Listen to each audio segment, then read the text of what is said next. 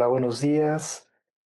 Sean todos ustedes bienvenidos a esta mesa de diálogo que tiene como propósito tender una apreciación, una revisión de lo que es la Declaración Dignitatis Humanae sobre la libertad religiosa del Concilio Vaticano II del año de 1965 y una perspectiva de la libertad religiosa sobre el ángulo de los derechos humanos y finalmente también cuál es la actuación de los agentes no estatales que actualmente limitan la libertad religiosa en la región de América Latina y el Caribe. Para estos efectos, el día de hoy estamos reunidos pues de manteles largos, con un elenco de personas muy capaces, muy profesionales, con una gran trayectoria para hablar de estos temas. Tenemos con nosotros al profesor Massimo Borghesi de Italia, nos acompaña también el doctor José Antonio Frontera de Puerto Rico y también a nuestra compañera, la maestra Nuria Mendizábal del Centro de Investigación Social y Avanzada.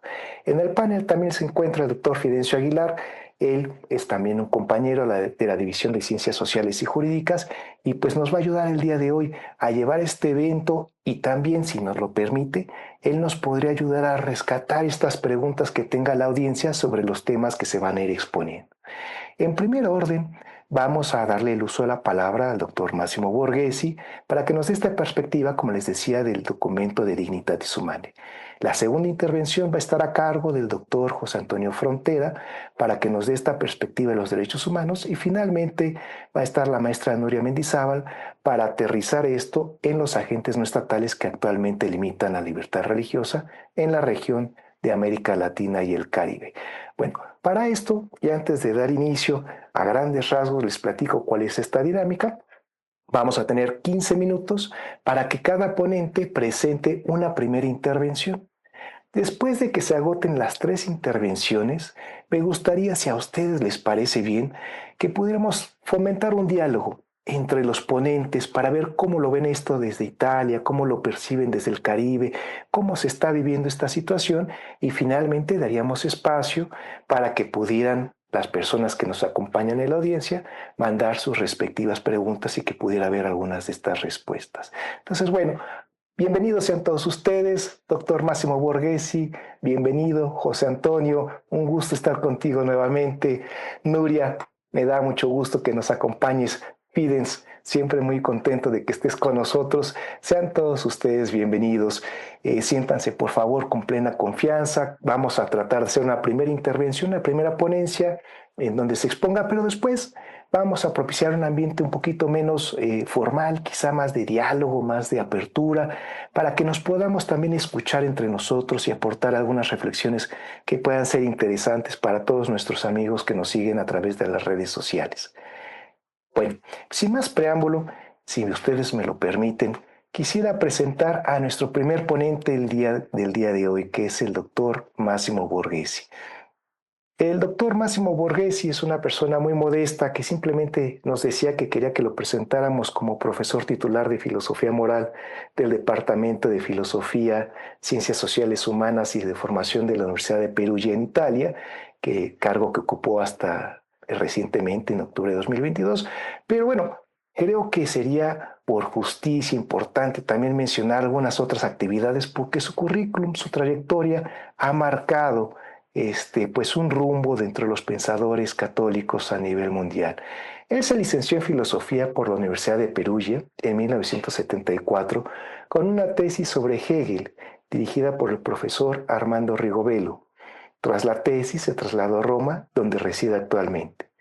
De 1984 al 92 fue investigador en filosofía en la Facultad de Letras y Filosofía de la Universidad de Roma Tor Vergata y posteriormente fue profesor asociado de Historia de la Filosofía Moral en la Facultad del Magisterio de la Universidad de Lecce. Del 81 al 2007 impartió clases de estética, ética y teología filosófica en la Universidad Pontificia San Buenaventura de Roma, donde fue director de la cátedra Buenaventuriana del año 2000 al 2002.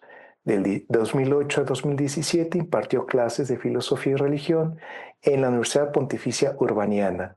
De 2019 a 2022 fue coordinador del doctorado de Ética en la Comunicación, de Investigación Científica y la Innovación Tecnológica en la Universidad de Perugia.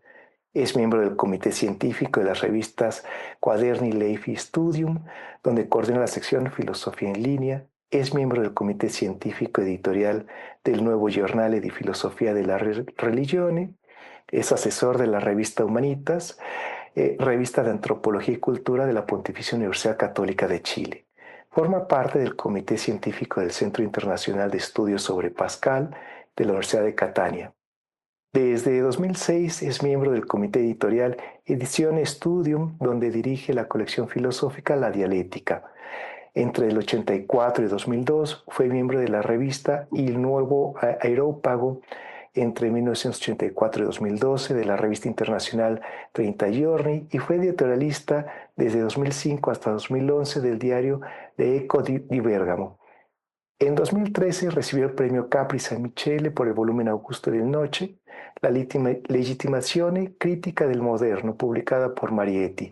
En diciembre de 2023 recibió el Capitolio en Roma el premio Lucio Coletti. Es autor de múltiples libros y artículos académicos. Bueno, sin más quisiera cederle el uso de la palabra al doctor Massimo Borghesi. Profesor, bienvenido y muchas gracias por su tiempo y disposición. Grazie professore, grazie della ricca presentazione. Un saluto a tutti, al dottor Fidenzi Aguilar in prima fila. Ecco, allora, il tema che mi è stato richiesto, appunto la trattazione è breve, io mi limito a evidenziare la novità caratterizzata dalla dignitatis humanae.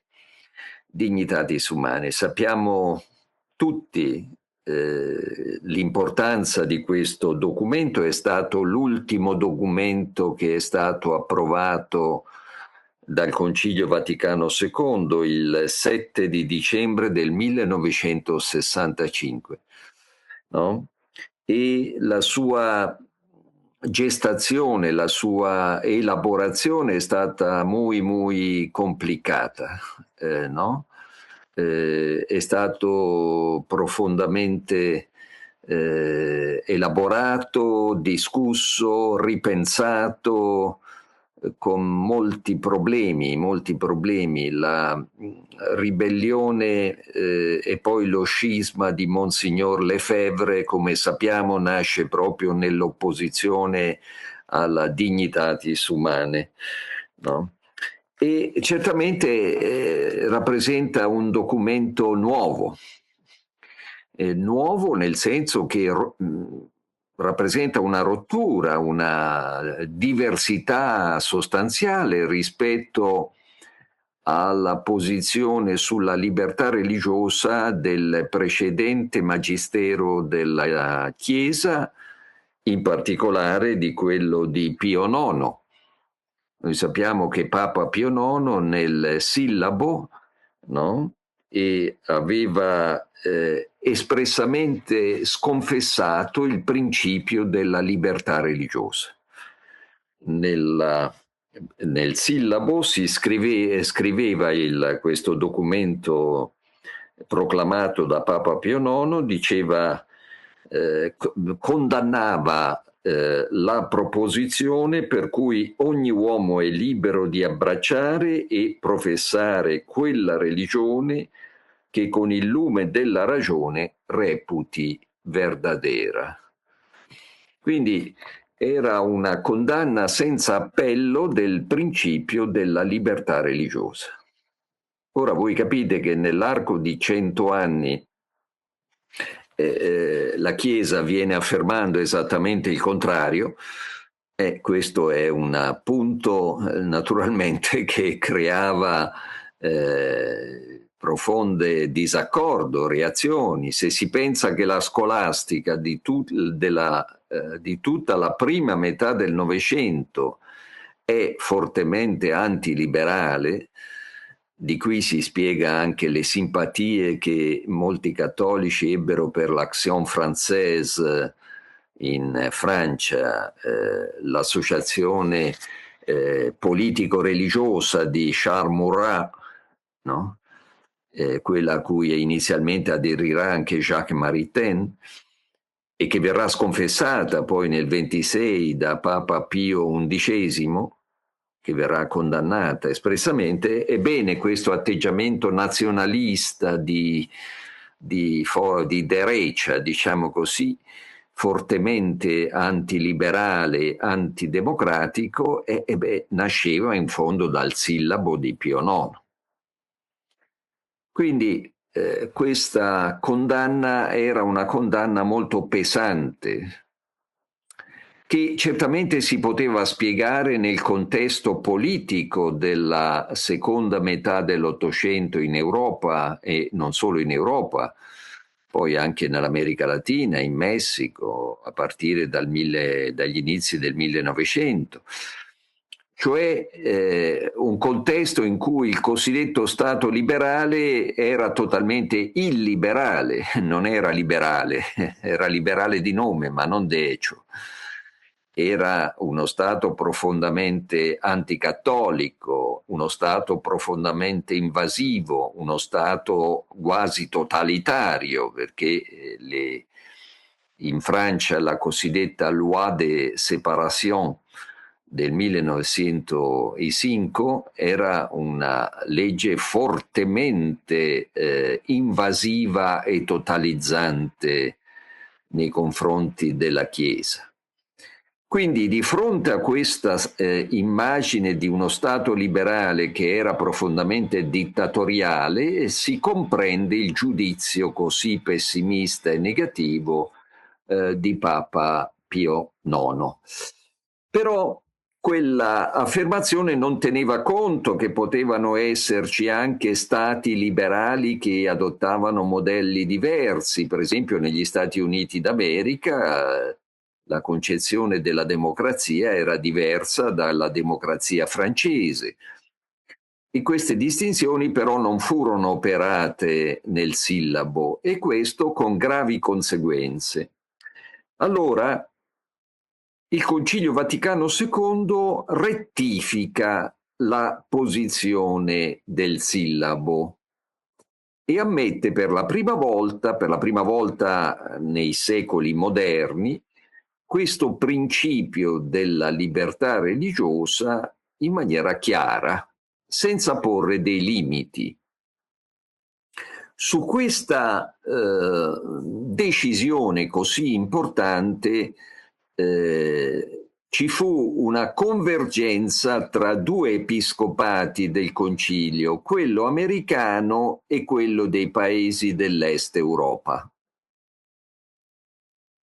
I paesi dell'Est Europa, dell'Europa che allora era sotto il dominio dell'Unione Sovietica, i vescovi chiedevano la libertà religiosa per tutti, per motivi facilmente comprensibili. La Chiesa era perseguitata, la libertà di religione era limitata, e non potevano chiedere la libertà di religione soltanto per i cattolici. Evidentemente la chiedevano anche per i protestanti, anche per le altre confessioni religiose. L'altro episcopato che si distinse per il principio della libertà di religione fu l'episcopato americano, statunitense, perché il modello della democrazia in America nel 1960, ricordiamoci che allora si ha il primo presidente cattolico negli Stati Uniti, che era John Fitzgerald Kennedy. Il modello americano non era un modello ostile alla Chiesa cattolica. Eppure la democrazia in America era una democrazia liberale. Allora poteva esistere una democrazia liberale che non era ostile alla Chiesa. E questo fu molto importante. Come sapete, vi fu un gesuita americano che si distinse su questi studi tra cristianesimo e democrazia, che è Murray, no? Murray, che elaborò una serie di studi molto importanti sul rapporto tra cristianesimo e democrazia liberale, e Murray contribuì all'orientamento dell'episcopato statunitense. Quindi dalla convergenza tra America e Europa dell'Est, Europa sotto la dittatura comunista, si ha questa necessità di abbracciare il principio della libertà religiosa. E così l'affermazione del Concilio, leggo uno dei passi chiave della Dignitatis Humanae, dice: questo Concilio Vaticano, scrive la Dignitatis Humanae, dichiara che la persona ha il diritto alla libertà religiosa. Quindi la libertà religiosa veniva fondata come un derecho natural. Il contenuto di una tale libertà è che gli esseri umani devono essere immuni dalla coercizione da parte dei singoli individui, di gruppi sociali e di qualsivoglia potere umano, così che in materia religiosa nessuno sia forzato ad agire contro la sua coscienza, né sia impedito, entro debiti limiti, di agire in conformità ad essa, privatamente o pubblicamente, in forma individuale o associata. Inoltre dichiara che il diritto alla libertà religiosa si fonda realmente sulla stessa dignità della persona umana, quale l'hanno fatta conoscere la parola di Dio rivelata e la stessa ragione. Questo diritto della persona alla libertà religiosa deve essere riconosciuto come diritto civile nell'ordinamento giuridico della società. Quindi il principio della libertà religiosa è un diritto che si fonda sul rispetto della persona umana. No? È un diritto di libertà che è costitutivo della libertà della persona. Questo era un passaggio importante, no? Molto diverso dalla concezione che nel 1800 si aveva del problema, diciamo così. Ora, come dire, di fronte a questa novità, come accennavo antes, si ha una spaccatura. Potremmo dire che le due fazioni che escono dal Concilio Vaticano II hanno un punto decisivo proprio nella Dignitatis Humanae. A seconda che venga accettata, diciamo così, questa posizione, oppure che venga al contrario rifiutata. Si ha insomma la distinzione tra progressisti e conservatori. La reazione al Concilio è in buona parte una reazione positiva o negativa rispetto alla Dignitatis Humanae. I progressisti diranno: ecco, il Concilio Vaticano II ha innovato radicalmente la Chiesa e il cristianesimo dopo 2000 anni, finalmente abbiamo un cristianesimo nuovo. I conservatori diranno: il Concilio ha rotto con una tradizione di 2000 anni della Chiesa cattolica e pertanto il Concilio Vaticano II non è un vero concilio ecclesiale, è un concilio potenzialmente eretico, diciamo. Qui si crea la biforcazione, la diversità delle letture che seguiranno al 1965 e che arrivano fino ad oggi, diciamo così, no? Sappiamo tutti le reazioni a Papa Francesco. Per alcuni Papa Francesco inaugurava una stagione assolutamente nuova della storia della Chiesa, per altri Papa Francesco rappresentava una radicalizzazione del modernismo che avrebbe infettato, no? Distrutto il tessuto della Chiesa. Quindi la dialettica tra progressisti o modernisti e conservatori o reazionari è una dialettica che arriva fino a noi oggi, e il punto controverso è proprio quello sulla dignitatis umane. Ecco, dicevamo, quindi da qui nasce l'idea di una radicale discontinuità con la tradizione precedente. Una discontinuità che viene letta ora in chiave positiva, ora in chiave negativa.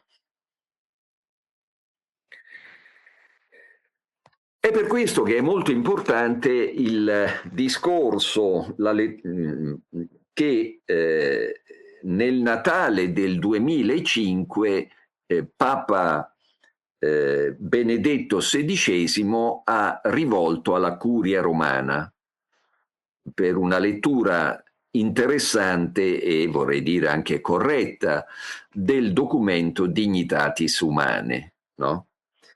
E alla ermeneutica della discontinuità Papa Benedetto contrappone una ermeneutica della riforma.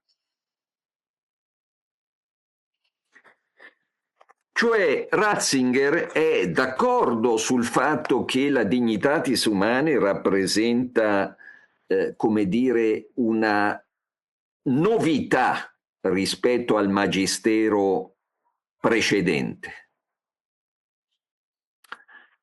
Ma novità non significa una rottura.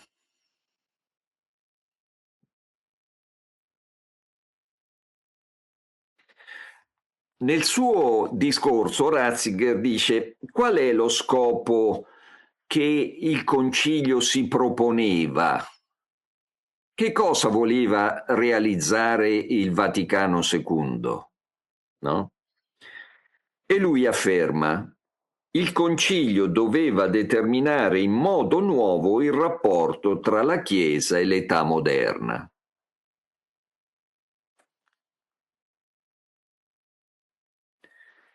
Cioè la Chiesa doveva uscire dal ghetto cattolico, quel ghetto che si esprimeva culturalmente nell'ideale del Medioevo.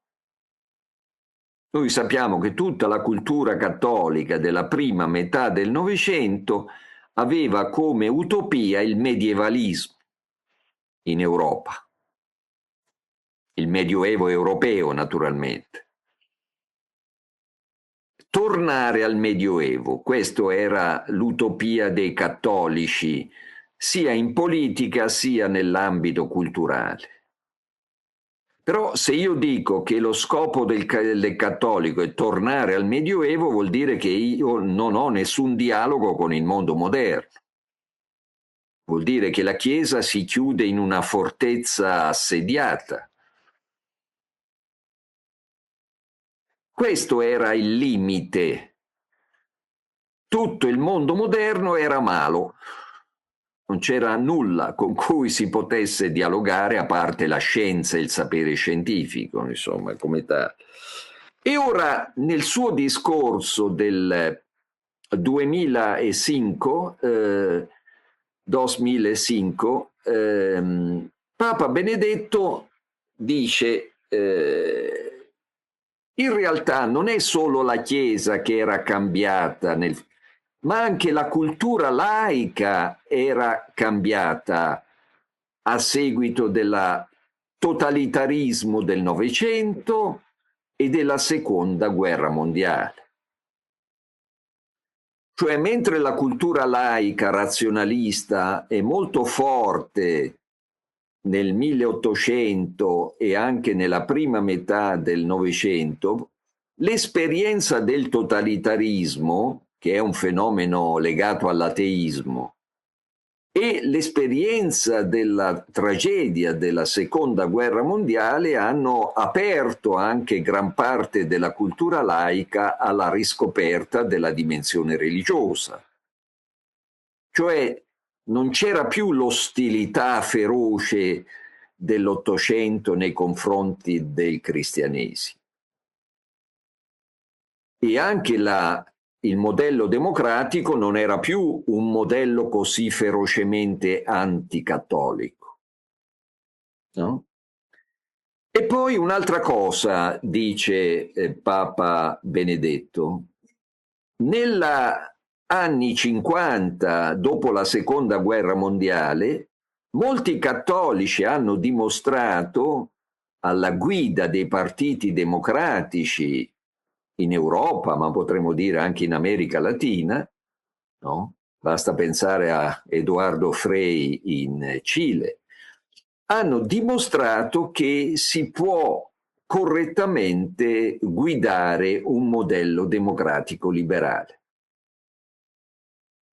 Cioè che il cattolicesimo non è antitetico al modello democratico liberale.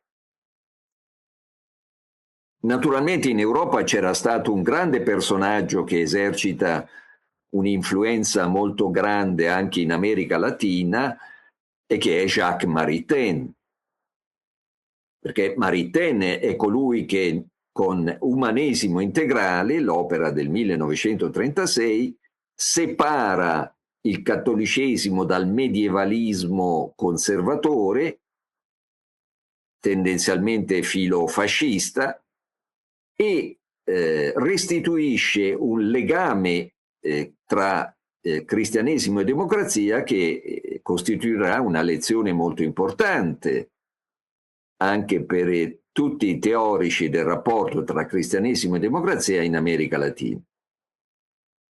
E Maritain è il grande maestro anche di Paolo VI, di Giovan Battista Montini. A lui, a Maritain, il Papa Paolo VI consegnerà il messaggio agli intellettuali alla fine del Concilio Vaticano II. Quindi era possibile pensare un rapporto nuovo con la democrazia e Papa Benedetto dice testualmente che il Concilio Vaticano II afferma, no, con la sua nuova definizione del rapporto tra la fede della Chiesa e certi elementi essenziali del pensiero moderno, ha rivisto o anche corretto alcune decisioni storiche. Quindi parla di una correzione. È chiaro che si riferisce al sillabo di Pio IX. Quindi avremo una novità nella continuità.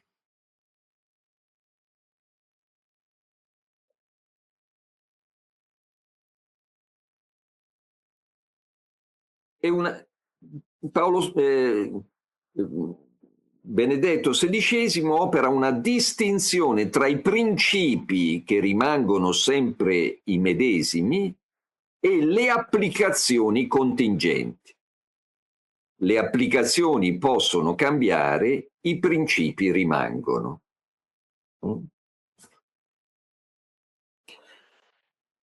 E quindi terminava il suo discorso Benedetto, no? Con una rivalorizzazione di una parte del pensiero moderno. Faceva capire che la modernità è ambigua, dentro la modernità ci sono i modelli totalitari, che sono anch'essi moderni, ma dice, leggo un passo importante del discorso di Benedetto, dice: ma ciò non deve assolutamente portare a una negazione dell'età moderna. tentazione che si poteva cogliere sia nel romanticismo dell'Ottocento nostalgico del Medioevo, sia in ambienti cattolici tra le due guerre mondiali. Quale caratteristica positiva dell'età moderna annovero, dice il Papa, il fatto che in essa viene coerentemente realizzata la separazione della fede e della legge, che era piuttosto nascosta nella res publica cristiana medievale. Cioè la distinzione tra l'essere cattolici e l'essere cittadini è una distinzione positiva, dice il Papa. Nel modello medievale no, perché il cittadino è il credente cattolico. O dopo la Riforma è il credente cattolico o il credente protestante, non cambia nulla. E aggiunge il Papa, in tal modo prende a poco forma e struttura chiara la libertà della fede nella sua distinzione dall'ordine giuridico borghese e le intime pretese della fede vengono distinte dalle esigenze fondamentali dell'ethos su cui si fonda il diritto. I valori umani, fondamentali per la visione cristiana del mondo, rendono possibile, in un fecondo dualismo di Stato e Chiesa, la libera società umana, in cui vengono garantiti il diritto alla coscienza e con esso i diritti umani fondamentali. No? E il Papa arriva a dire affermazioni importantissime. Io sono sempre rimasto sorpreso di queste affermazioni di Papa Benedetto, che nessun Papa prima di lui aveva detto tanto. Lui arriva a dire, dice, il cristianesimo in quanto religione dei perseguitati, in quanto religione universale al di là dei diversi stati e popoli, ha negato allo Stato il diritto di considerare la religione come una parte dell'ordinamento statale. Ha sempre definito gli uomini, tutti gli uomini, senza distinzione, creature di Dio, a immagine di Dio, proclamandone in termini di principio la stessa dignità. E scrive Benedetto, in questo senso l'illuminismo è di origine cristiana. Chi l'aveva mai detto? È verissimo che l'illuminismo è di origine cristiana. Lo dice anche Jacques Derrida. Ed è nato a caso, non a caso, proprio ed esclusivamente nell'ambito della fede cristiana, laddove il cristianesimo, contro la sua natura, era purtroppo diventato religione di Stato. È stato merito dell'illuminismo aver riproposto questi valori originali del cristianesimo e aver ridato alla ragione la sua propria voce. Il Concilio Vaticano II, nella Costituzione sulla Chiesa nel mondo contemporaneo, ha nuovamente evidenziato la corrispondenza tra cristianesimo e illuminismo, cercando di arrivare ad una vera conciliazione tra Chiesa e modernità. Quindi questa è l'idea di Ratzinger, di Benedetto XVI. Il Concilio Vaticano II ha permesso alla Chiesa di uscire dal ghetto cattolico, dalla chiusura, no? E di arrivare finalmente alla possibilità di incontrare la parte più vera, più autentica della modernità, che è quella che sancisce il principio della libertà di religione, che è un principio, dice Ratzinger, che nasce proprio con il cristianesimo, ma di questo magari ne possiamo parlare dopo, no? E che poi era stato dimenticato nella tradizione della Chiesa. Mi fermo qui. Perfecto, pues muchas gracias, profesor Borghesi. Ha sido muy interesante escucharle este recorrido histórico, filosófico, teológico, el marco en el cual se va trazando esta evolución, este desarrollo del concepto de dignitatis humanae sobre la libertad religiosa, pasando por Pío IX, sus sílabus, este ánimo regresivo inclusive de algunos católicos por la nostalgia que sentía del medievo, la guerra mundial, los totalitarismos, la postura que tiene Benedicto XVI, que él aporta la novedad en la continuidad, que no hay un rompimiento. Eso es algo muy importante para varios de nuestros amigos que nos siguen ahorita para esta sesión. Y bueno, después de tener esta visión que nos aporta el profesor Borghesi, quisiera también cederle el uso de la palabra en esta ocasión al profesor José Antonio Frontera. Me gustaría presentarlo también porque él ahora lo va a abordar, pero con otra perspectiva. Esta perspectiva complementaria es propia de los derechos humanos.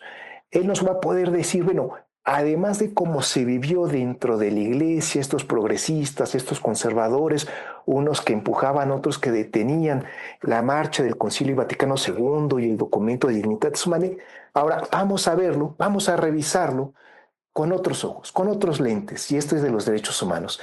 Denme un minuto y les presento a José Antonio Frontera para que él también nos pueda aportar este punto de vista. José Antonio Frontera es catedrático de Derecho y presidente de la Pontificia Universidad Católica de Puerto Rico. Anteriormente, se desempeñó como decano de la Facultad de Derecho y vicepresidente de Administración y Finanzas de dicha institución.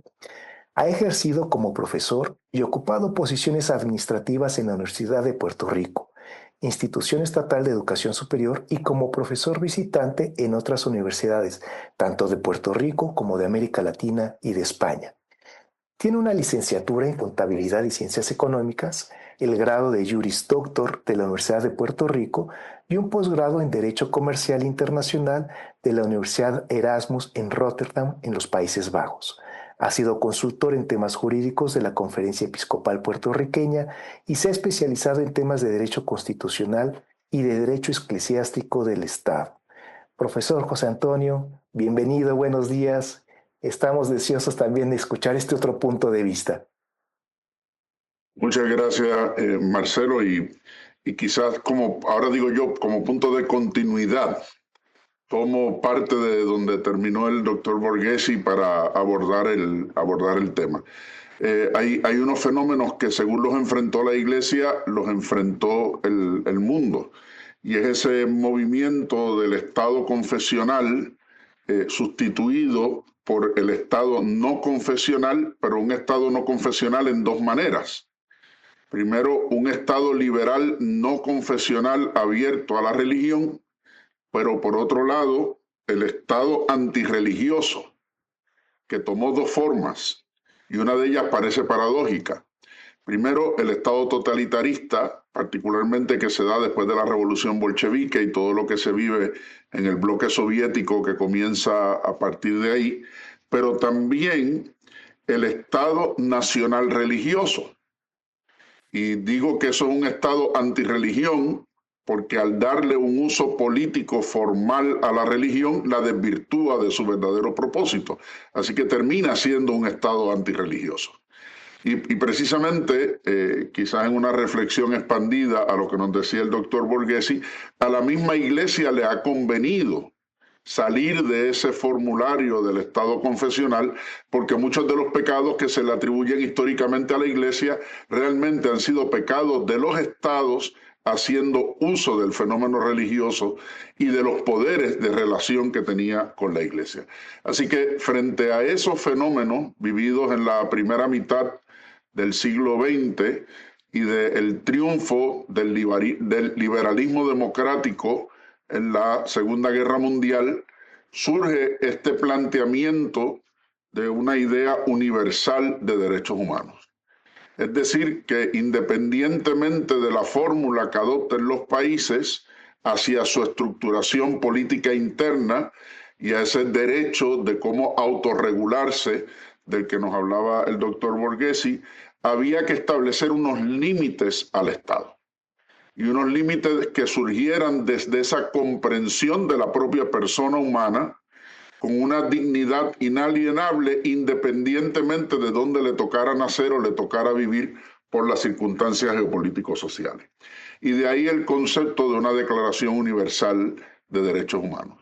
Que por cierto, hay que decirlo, no sería posible si no hubiera una base religiosa de fondo. Sin una comprensión adecuada de la persona humana, desde su dignidad, que la ha aportado particularmente la Iglesia Católica, y esa es la gran realidad de la doctrina social, una comprensión de la persona que es un sujeto actor. Y yo creo que eso es lo más fundamental. Y mirando desde la idea del liberalismo americano, que es el que se impone sobre estos elementos, donde los derechos del individuo no nacen del Estado, sino que los derechos del individuo son anteriores al Estado, y que el constitucionalismo es una manera de ponerle límites al poder del Estado desde la concesión del propio pueblo.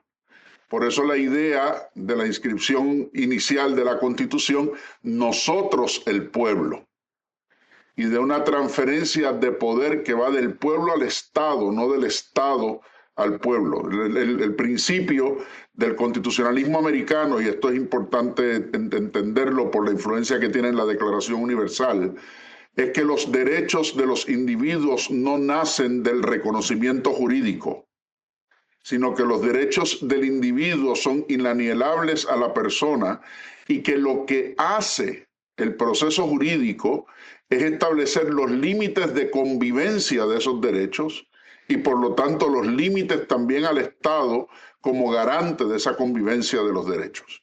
Algo que yo le planteo a mis estudiantes desde ese principio es anacrónica esa expresión que dice que tus derechos terminan donde empiezan los míos, o que mis derechos empiezan y se sobreponen a los tuyos. ¿Por qué? Porque implicaría que los derechos de uno están por encima de los del otro, ¿no? Ninguno de los dos termina cuando se enfrenta al otro. Se trata de la garantía de la convivencia de esos derechos al máximo posible de la realización de la dignidad de uno y del otro. Y ese es el marco que está detrás de la Declaración Universal, ese concepto de Estado liberal, y por eso la influencia de los escritores norteamericanos a los que hace referencia el doctor Borghesi, pero también la visión que tenía De Gaulle y la visión que tenían los padres de lo que después será la Unión Europea también, porque es esa idea de democracia liberal no confesional, pero sí abierta al fenómeno religioso, porque el fenómeno religioso, desde la metafísica de la religión, es el garante de esa dignidad humana a la que se hace referencia en las declaraciones universales y en las declaraciones regionales. Tan es así que el derecho a la libertad religiosa es el primer derecho en la enumeración. Fíjense que si vamos a la Declaración Universal y al Pacto Internacional de Derechos Civiles y Políticos, los artículos que anteceden son los artículos de la garantía de la vida y de la garantía de la libertad frente al Estado, particularmente lo que se refiere a los procesos penales y a los procesos de sanción. La primera libertad que se define es la libertad de pensamiento, de conciencia y de religión, que es una tripleta que está en ese artículo 18, tanto de la Declaración Universal como del Pacto Internacional de Derechos Humanos. Así que hay que destacar que después de la vida, el primer derecho reconocido es el derecho a la libertad de creer. Y esa libertad de creer es esa cohesión de las tres cosas: pensamiento, conciencia y religión. Como le digo a mis estudiantes, si no hubiera libertad de creer, no tiene sentido la libertad de expresión, porque ¿qué yo expreso? ¿Qué garantía de expresión tengo? Bueno, la garantía de expresar lo que creo, lo que pienso. ¿Por qué tengo libertad de asociación? Porque tengo libertad de encontrarme con aquellos que piensan como yo. ¿Cómo sé que piensan como yo? Porque se expresan como yo me expreso, sobre las mismas ideas y sobre los mismos principios. Así que sin libertad de creencia, ninguna de las otras libertades que se reconocen en el ámbito público se sostienen. Esa libertad dispone el artículo 18 del Pacto Internacional de Derechos Civiles y Políticos, la distribuye en 4 números que por su importancia los cito. Numeral 1. Toda persona tiene derecho a la libertad de pensamiento, de conciencia y de religión. Este derecho incluye la libertad de tener o de adoptar la religión o las creencias de su elección, así como la libertad de manifestar su religión o sus creencias individual o colectivamente, tanto en público como en privado, mediante el culto, la celebración de los ritos, las prácticas y la enseñanza. Numeral 2. Nadie será objeto de medidas coercitivas que puedan menoscabar su libertad de tener o de adoptar la religión o las creencias de su elección. Numeral 3. La libertad de manifestar la propia religión o las propias creencias estará sujeta únicamente a las limitaciones prescritas por la ley que sean necesarias para proteger la seguridad, el orden, la salud o la moral públicos o los derechos y libertades fundamentales de los demás. Los Estados partes en el presente pacto, numeral 4, se comprometen a respetar la libertad de los padres y, en su caso, de los tutores legales para garantizar que los hijos reciban la educación religiosa y moral que esté de acuerdo con sus propias convicciones. Hay una interpretación publicada por la propia Organización de Naciones Unidas a través de su Comité de Derechos Humanos sobre lo que estos 4 puntos quieren decir. Se trata de la Observación General 22, emitida en 1993, que señala unas precisiones que a mi juicio son importantes para la comprensión de este derecho. Primeramente, aunque puede limitarse de la manera indicada para proteger otros aspectos de la vida social, no puede nunca suspenderse. Fíjense que se habla de la limitación, pero no de la supresión o suspensión del derecho a la libertad religiosa. Eso va a ser importante. Voy a tocar ahorita un tema del COVID, porque fue uno de los fenómenos que nos enfrentamos y que hubo una declaración particular en el sistema interamericano de derechos humanos sobre eso. Segundo, no se puede exigir que me divulguen, me haya adherido, pertenezca o no a alguna creencia o religión en particular. Es decir, que incluye la libertad de no creer. Y eso a veces se nos olvida, porque y aquí tuvimos una discusión importante en Puerto Rico sobre la aprobación de un proyecto de ley de libertad religiosa o de aparente libertad religiosa que incluía la posibilidad de negarse a la prestación de servicios en el sector público. No hablemos del privado, en el sector público, cuando el funcionario público entendía que hacer X o Y cosa interfería con su propia creencia religiosa. Y decía, cuidado, y le advertía a la legislatura, cuidado con eso, porque el derecho a creer, a la libertad religiosa, incluye el derecho de no creer. No sea que por proteger al que cree, le estemos permitiendo al que no cree discriminar por las creencias de otro, porque es doble vía. ¿Verdad? Y eso hay que recordarlo. Ningún derecho es unidireccional. Según yo tengo derecho a, el otro tiene derecho a no a. ¿Verdad? Y eso es un aspecto fundamental en el ámbito de la creencia religiosa. Tercero, que no se limita en su aplicación a las religiones tradicionales o a las religiones y creencias con características o prácticas institucionales análogas a las de las religiones tradicionales. Todos los nuevos contextos que puedan surgir. Cuarto elemento, hay un fuero interno, pero también hay un fuero externo.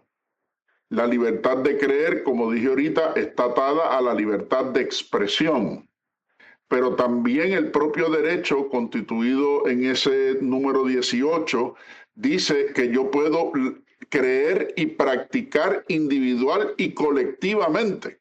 Por lo tanto, la práctica colectiva implica un fuero externo de aplicación y reconocimiento de ese derecho. Como dice el documento, la libertad de manifestar la religión o las creencias mediante el culto, la celebración de los ritos, las prácticas y la enseñanza abarca toda una gama de actividades que dependen de lo que cada creencia exija. Y ese concepto de culto se extiende no solamente a los actos rituales y ceremoniales sino también a las diversas prácticas que son integrantes de tales actos, comprendidos como la construcción de lugares de culto. O sea, no puede haber culto y no puede haber el disfrute colectivo si no puede haber lugares de culto o la edificación y apertura de lugares de culto, el empleo de fórmulas y objetos rituales, la exhibición de símbolos y la observancia de las fiestas religiosas, incluso de los días de descanso que corresponden a dichas creencias. Pero eso no se limita allí, también incluye las dietas, incluye la vestimenta, incluye el uso de ritos en distintas etapas de la vida, el empleo del lenguaje especial que corresponde a las formas rituales y a la forma de vivencia de la religión. Y la práctica y la enseñanza de la religión incluye también la posibilidad de, no de que se exija que en los espacios de educación pública se enseñe religión, pero que lo que se enseñe sea neutral a las prácticas religiosas y que se respete el derecho de los padres a que si se obliga a ciertas fórmulas de educación, haya excepciones y haya derechos para poder tener espacios propios de carácter no religioso. Asimismo, el alcance de la aplicación de este derecho prohíbe las medidas coercitivas que puedan menoscabar el derecho a tener o adoptar religión, incluyendo aquellas que afectan el empleo, la amenaza de empleo, la amenaza de la fuerza, de sanciones penales para creer o dejar de creer, así como también el que se obligue a renunciar a las propias creencias, a la conversión o a la integración a una religión como condición para recibir educación u otros servicios básicos. En mi carácter personal, yo pertenezco a una entidad que apoya la presencia de la Iglesia en la Tierra Santa, y una de las dificultades que nos hemos encontrado, particularmente con todo lo que está sucediendo en este momento, es que hay muchas de los asilos, de los hospitales, de las escuelas y de los orfanatos que te reciben a los niños, a los ancianos o a los enfermos a cambio de que la familia deje de practicar la fe cristiana. Pues eso es una violación del principio de libertad religiosa, porque me estás forzando a un cambio de creencias, a una conversión o al no ejercicio del derecho de la libertad religiosa a cambio de lo que debiera ser una protección del Estado.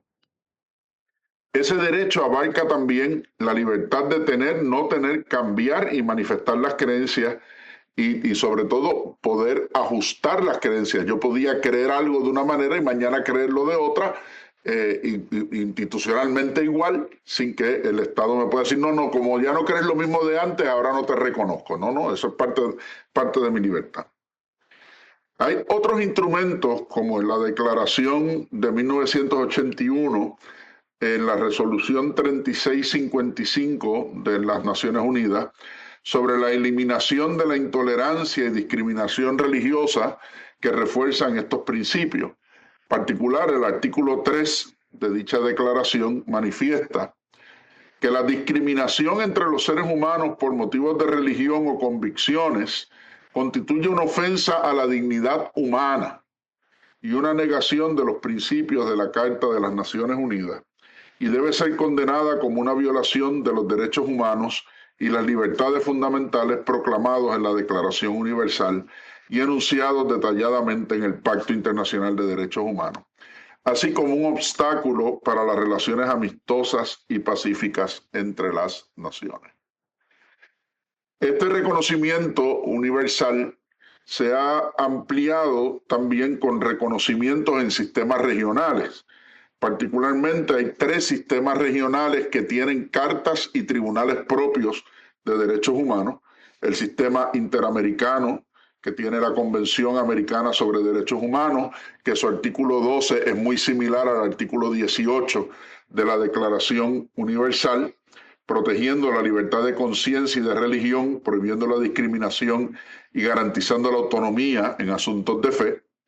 el sistema europeo de derechos humanos, que es un sistema doble, no es solamente el sistema de la Unión Europea, sino que existe una convención y un tribunal europeo para la protección de derechos humanos que tiene en su artículo 9 la garantía de la libertad de pensamiento, conciencia y religión, y el sistema africano de derechos humanos, que tiene una carta sobre derechos humanos y de los pueblos que garantiza los derechos y libertades sin discriminación religiosa. En todos esos sistemas, que como mencioné no son solamente convenios y convenciones, sino que también tienen tribunales que velan por la garantía de esos derechos, se ha interpretado la libertad religiosa como un derecho fundamental que abarca la libertad de tener o no tener, cambiar y manifestar las creencias, aunque siempre con limitaciones necesarias para una sociedad democrática. De nuevo, fíjense lo que decía ahorita, no la limitación en sí misma, sino la garantía de la convivencia. Es decir, cómo mi derecho de libertad religiosa incide sobre la libertad religiosa de otro que cree distinto, inclusive el que no cree, pero al mismo tiempo el ejercicio de esos derechos en función de otros derechos y otras garantías. Por ejemplo, aquellos cultos que tienen rituales que implican o podrían implicar la muerte de animales o de personas, pues obviamente pues tienen unas dificultades propias de la práctica y en la acción en una convivencia democrática ordenada. ¿Cuáles son los principios claves de esa jurisprudencia internacional? Sin entrar en casos concretos, pero si lo fuéramos a tomar en su conjunto. En primer lugar, que la libertad de conciencia y de creencia es una libertad absoluta. Es un derecho incondicional y por lo tanto, como mencioné ahorita, puede ser limitado, pero no puede ser suspendido. Que el derecho a creer implica en sí mismo la libertad de manifestar lo que se cree. Y por eso cuando hablamos de limitaciones, las limitaciones tienen que ser en cuanto a la manifestación de lo que se cree y no a lo que se cree en sí mismo. El derecho a manifestar la religión o las creencias mediante el culto, la práctica, la enseñanza y la observancia puede tener restricciones, pero toda restricción tiene que estar prescrita por ley y no puede ser discriminatoria de forma específica contra una forma de religión particular. Es decir, que tiene que aplicarse neutralmente a todas las religiones por igual.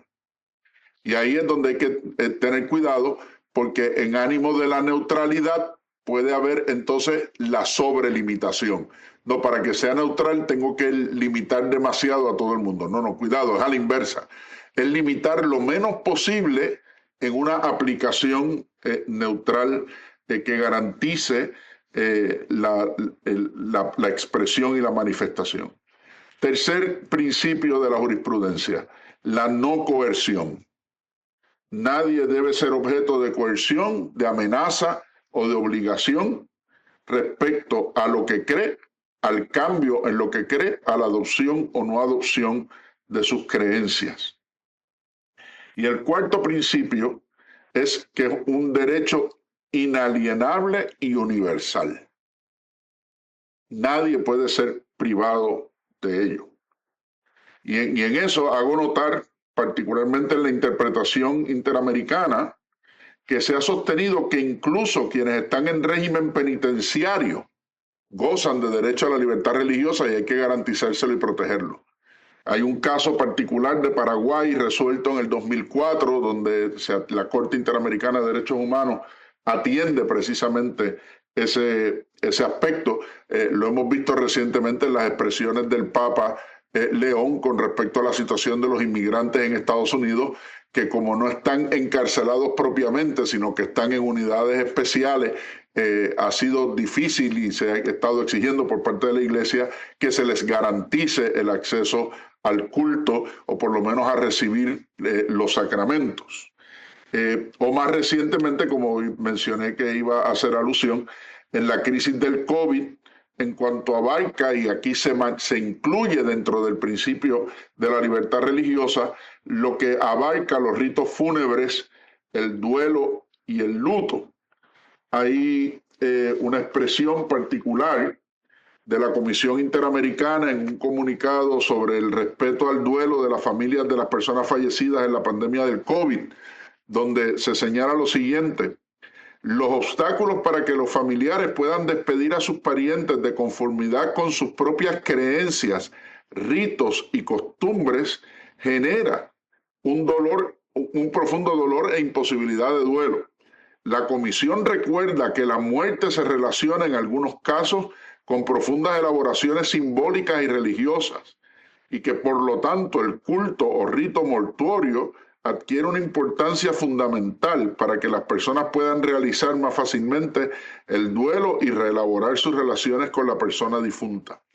El derecho y protección el respeto y protección del derecho de toda persona a ejercer sus propias prácticas culturales dentro de los límites del respeto de los derechos humanos incluye las prácticas religiosas, de culto o de creencia que se tengan en relación con la muerte, las cuales están estrechamente relacionadas a las formas de participación cultural y cosmovisiones en las sociedades desde las creencias religiosas de los individuos.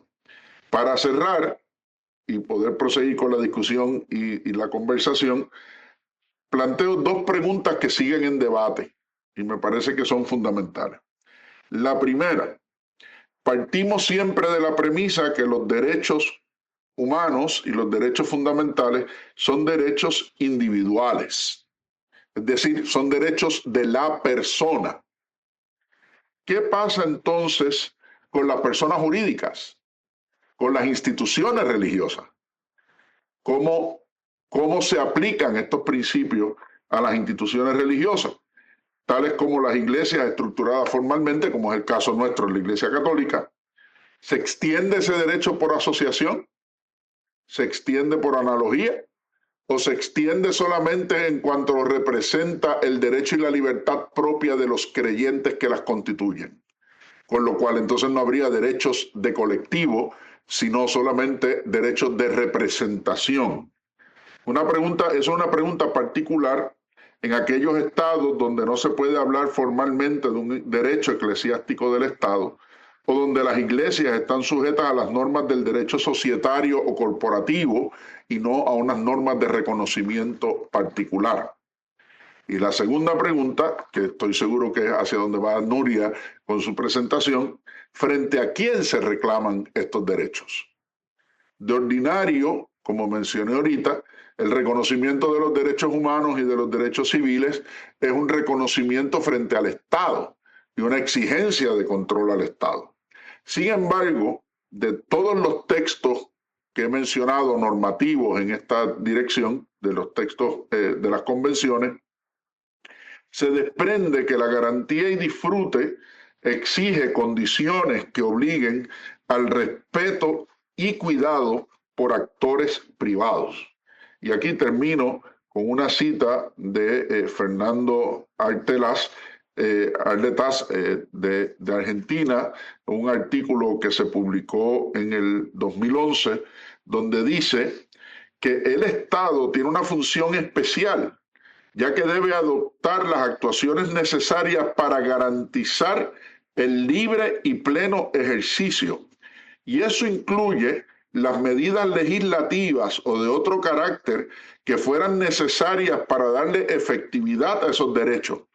Por lo tanto, no se trata solamente poner en cabeza de los gobiernos un deber negativo de abstenerse de violar el derecho en cuestión, sino también un deber positivo de adoptar las medidas necesarias y razonables según las circunstancias para garantizar el goce efectivo. Es decir, que hay que poner en vigor normas que obliguen a los sectores no gubernamentales al respeto y reconocimiento y cuidado de estos derechos. De tal manera, y continúo citando a Fernando Arletas, que las violaciones de la libertad religiosa por parte de particulares no acarrean la responsabilidad del Estado, pero el Estado tiene la obligación de hacer efectiva una política de control de los grupos que cometen actos discriminatorios, que promueven el odio religioso o que realizan actos de persecución religiosa u obstaculizan el ejercicio de los derechos religiosos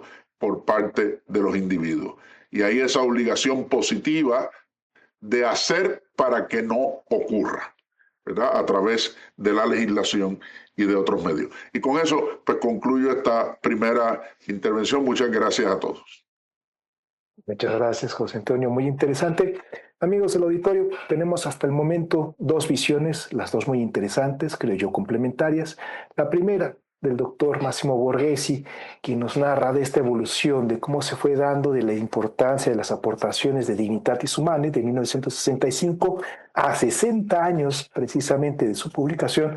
Y ahora también el profesor José Antonio Frontera nos aporta la visión de los derechos humanos. Además, esta última parte que nos comparte sobre los deberes positivos y negativos por parte del Estado, creo que también son fundamentales y nos ponen una introducción, una especie como de antesala para lo que nos va a platicar también a continuación la maestra Nuria Mendizábal. Si me dan la oportunidad, también quisiera presentarla a ella antes de darle el uso de la palabra, para que posteriormente ella nos platique, ya no qué dice la iglesia o cómo se vive esto desde el punto de vista de la filosofía y el desarrollo sociopolítico o de los derechos humanos.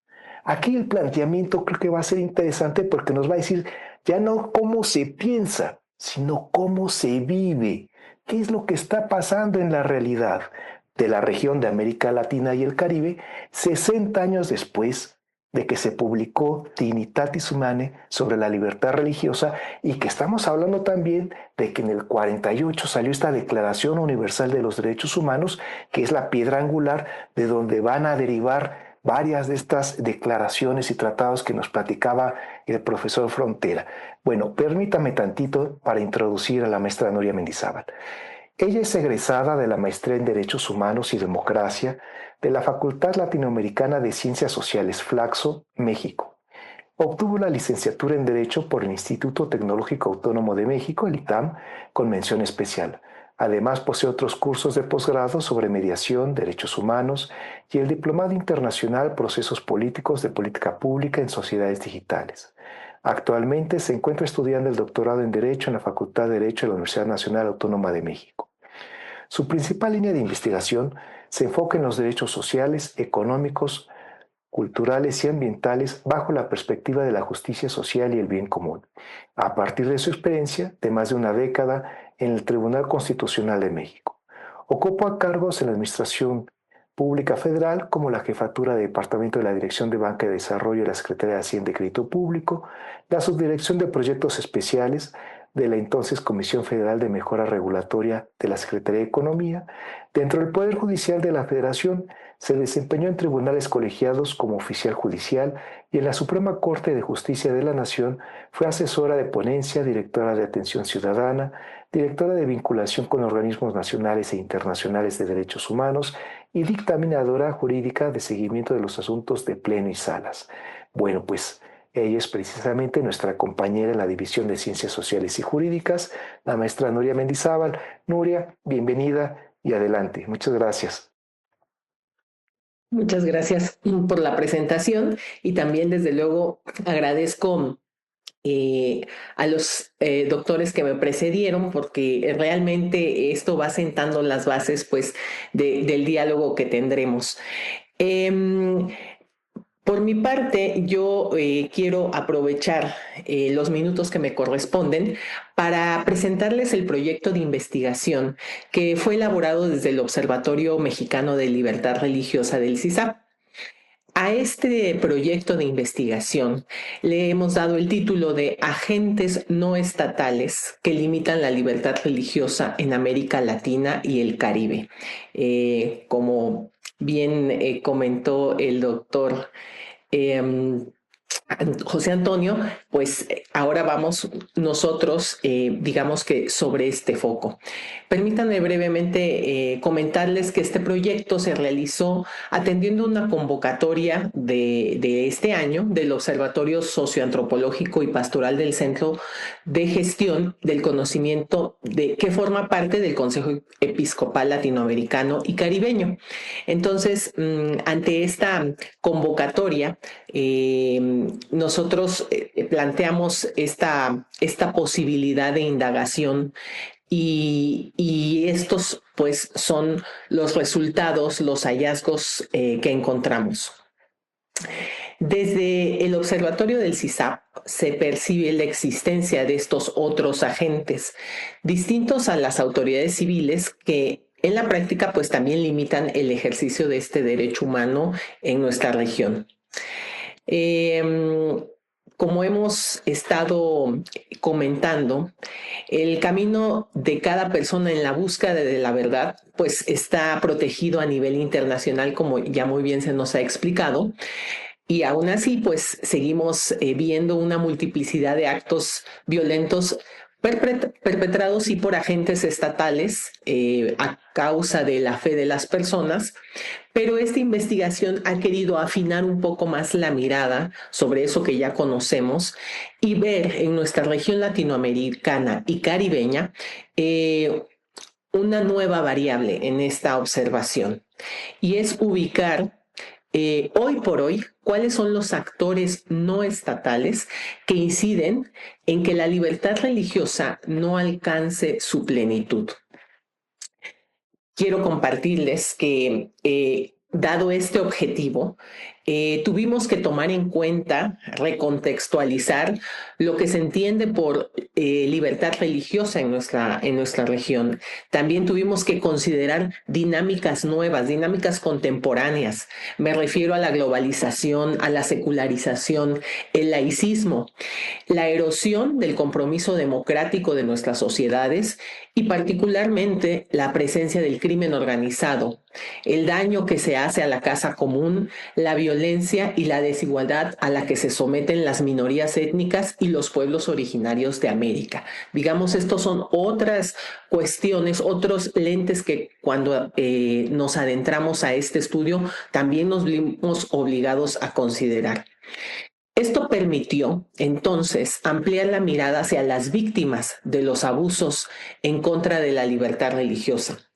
Si entendemos, pues, que el sentido religioso con el que las personas toman conciencia de la realidad y que ello configura su actuar tanto a nivel individual como colectivo, pues entonces no son solo los ministros de culto, los religiosos o los líderes pastorales quienes son sujetos de esta protección, sino que se tuvo, como decía, que ampliar la mirada para ver otras personas que se encuentran en ciertas circunstancias que como creyentes se enfrentan cuando asumen su papel en el mundo como tales, ¿no? En América Latina y el Caribe decir, soy creyente de tal tradición religiosa, pues impone desafíos.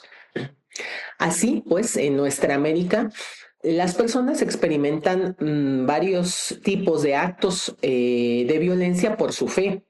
Algunos son sutiles, que de todas formas no dejan de condicionar un cierto límite a su plena expresión, pero también hay otros muy graves como amenazas, extorsiones, vandalizaciones, robos, actos sacrílegos, cierre o incendio de templos, incluso ha habido martirio de sacerdotes, pastores, miembros de órdenes religiosas y de laicos comprometidos, sin dejar de mencionar pues que se han cometido actos delictivos como secuestros, torturas, homicidios e incluso desapariciones forzadas por causas que se van relacionando con la vivencia de la fe.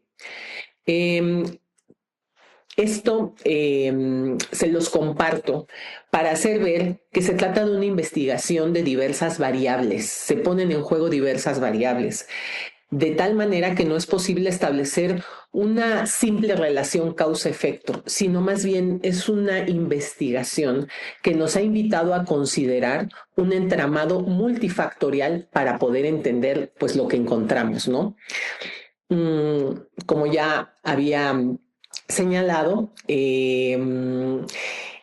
estos fenómenos de la secularización, el relativismo y la era de la posverdad en la que estamos no nos permiten lograr un entendimiento de cómo las violaciones a la libertad religiosa son auténticas violaciones a los derechos humanos. Esto es muy importante porque en nuestra región es una región que se caracteriza por un número considerable de creyentes y culturalmente nuestros pueblos tienen una raíz históricamente religiosa.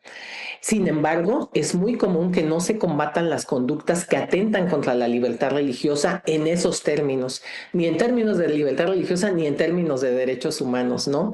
Entonces, ahí hemos quedado creo yo, estancados y a su vez es un área de oportunidad porque nos falta un mayor desarrollo doctrinal.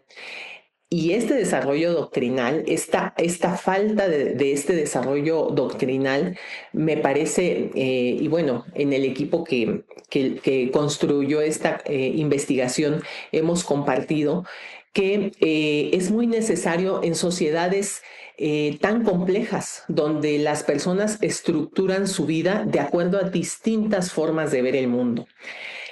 A nuestras tambaleantes democracias, mucho bien les haría que sus ciudadanos supiésemos establecer diálogos y encuentros entre quienes pertenecemos a distintas tradiciones religiosas y también entre aquellos que no son creyentes.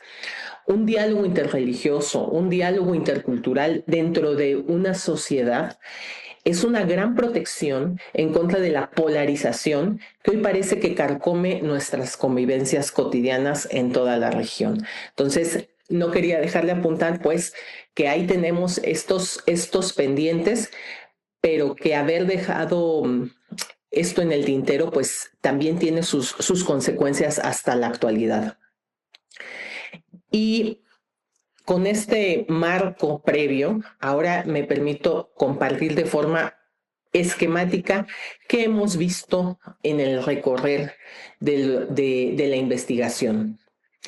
Primero, cabe señalar que estos agentes no estatales que limitan la libertad religiosa se encuentran en todas las subregiones que conforman el área, que es Centroamérica y México, por un lado, la subregión andina, por otro, y también tenemos la subregión del Cono Sur y del Caribe. Entonces, de los distintos agentes no estatales que me permitiré mencionar, se encuentran presentes en todos, pero voy a ir señalando ciertos agentes de acuerdo a las subregiones, porque son aquellos que por la situación económica, social o política de los países que integran esas subregiones, pues destacan más, tienen un mayor impacto, ¿no? Pero eso no significa que no estén presentes, digamos, en toda la realidad latinoamericana y caribeña.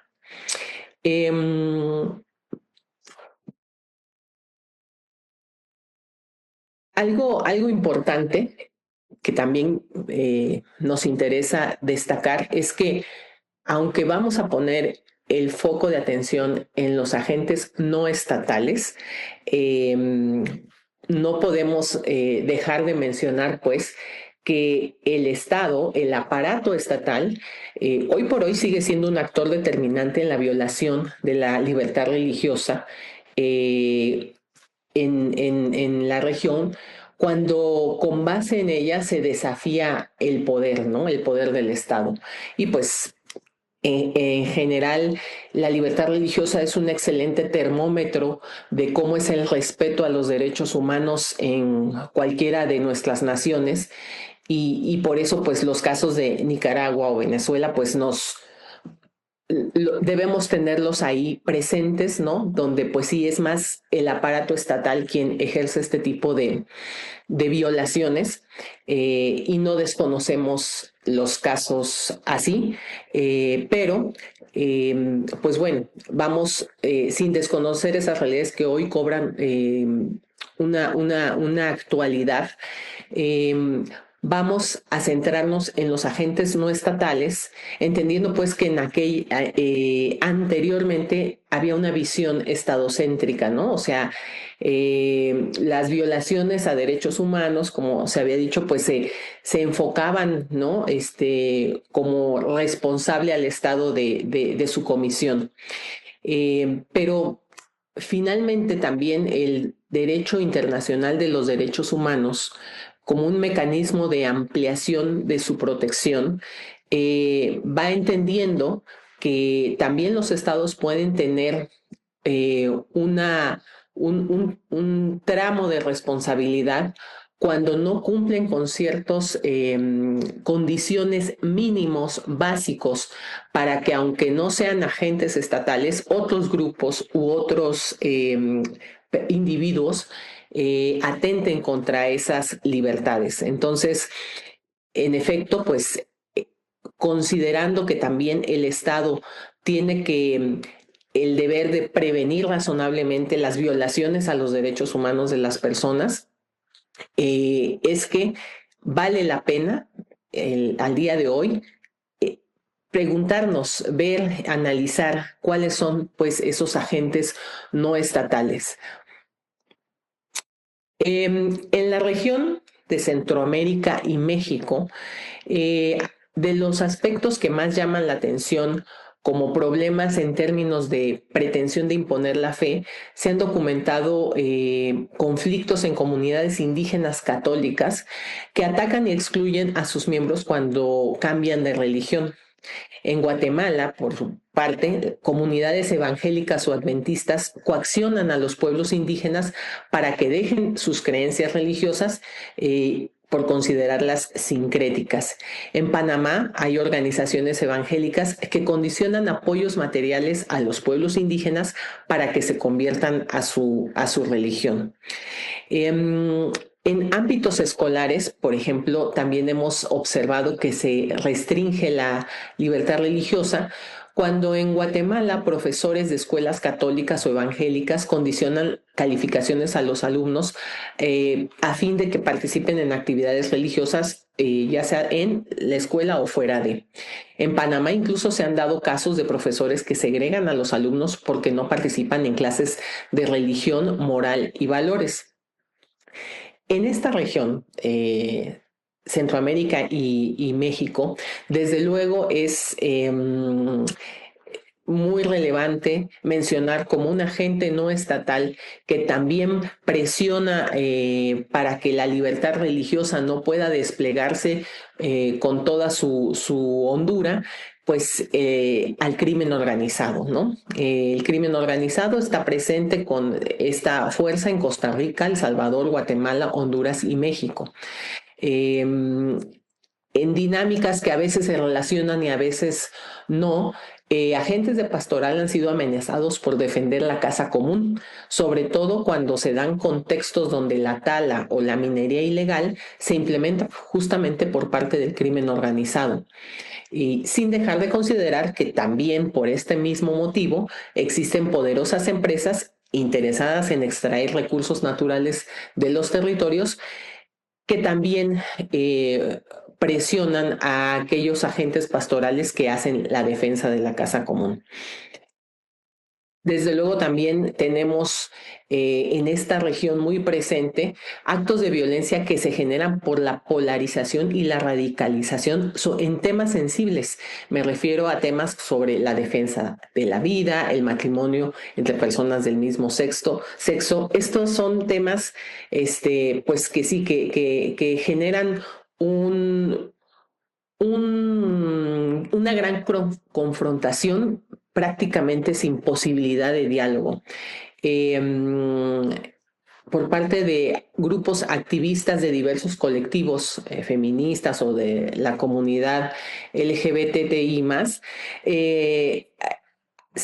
al posicionarse como enemigos de ministros de culto y creyentes que hacen pública su postura sobre estos temas, se genera un bloqueo al diálogo, ¿no? A diferencia de lo que pasa en otras regiones, por ejemplo, en la del Cono Sur, donde hay un entendimiento de que tu postura en relación, por ejemplo, a estos temas con base en tu convicción religiosa no constituye de inmediato y en automático un discurso de odio, sino es parte de la expresión de una conciencia, de una fe. Por la tradición laicista que tenemos también en México y secularista, pues aquí tenemos, por ejemplo, ese conflicto, ¿no? Y que es difícil que incluso ministros de culto puedan hacer uso de los espacios públicos para presentar argumentos, presentar visiones alternativas para defender una postura en relación a estos temas, sin que no sean atacados de manera inmediata como discursos de odio. Entonces, también tenemos ese tipo de conflictos en esta zona. Y sin duda, como yo decía, hay otros tipos de violencias que pudieran pensarse como sutiles, pero realmente dan un influjo poderoso de inhibir la fe. Cuando, por ejemplo, hay expresiones públicas como las marchas del orgullo gay, en que se hacen representaciones artísticas o plásticas para burlarse de Jesucristo, ¿no? Este tipo de ofensas puede llegar a hacer burla de las personas que tienen una fe cristiana, y bueno, de esta manera el escarnio público, ¿no? De ver la imagen que para las personas representa algo importante, sí menoscaba la posibilidad de que las personas públicamente puedan simplemente pedir respeto, ¿no? O sea, como decía, esta falta de desarrollo doctrinal hace que no entendamos que eso puede constituir una violación a la libertad religiosa, ¿no? Y bueno, también hay algunas cuestiones que se trasladan al ámbito escolar.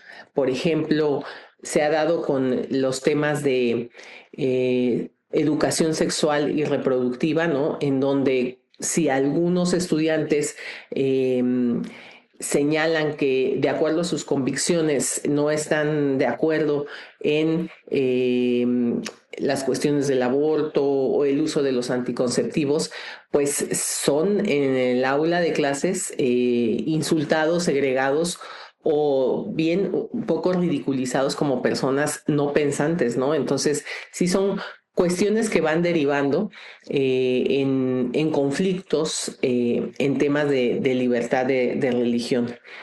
En la zona andina, aquí hay varios aspectos que tienen que ver con las comunidades indígenas.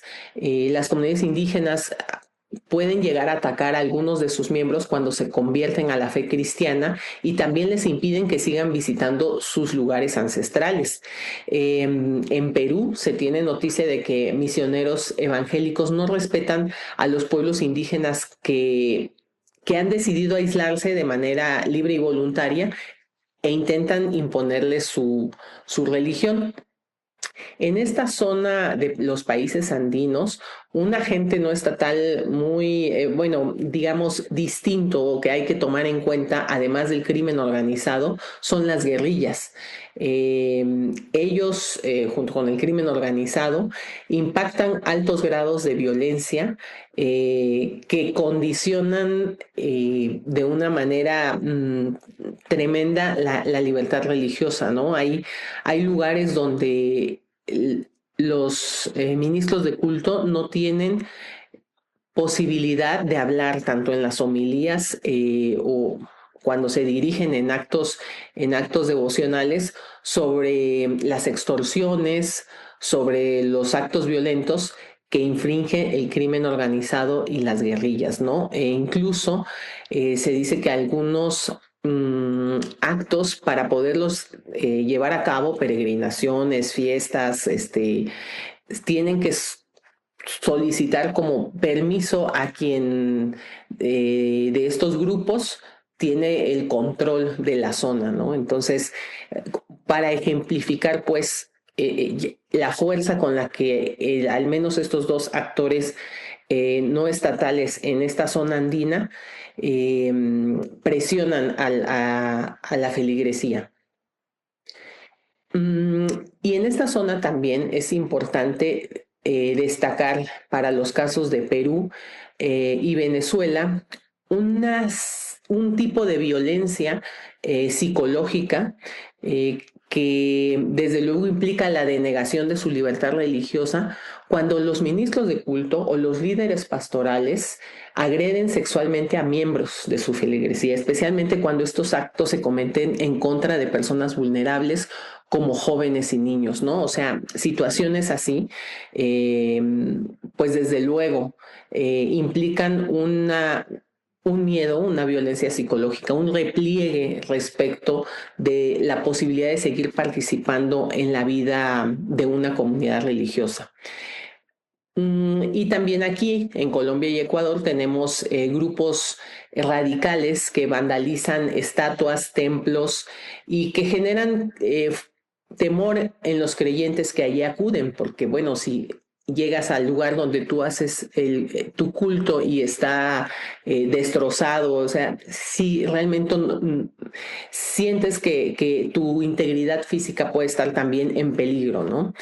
Y otros actos que también tienen que ver en Colombia con actos violentos son aquellos que desafían la fe de los creyentes mediante conductas sacrílegas como profanación de hostias consagradas o imágenes o de templos. Entonces, pues sí, esto se da tanto en Colombia como en Ecuador y bueno, pues va generando como este ambiente hostil a que se despliegue de una manera normal la vida religiosa de una comunidad.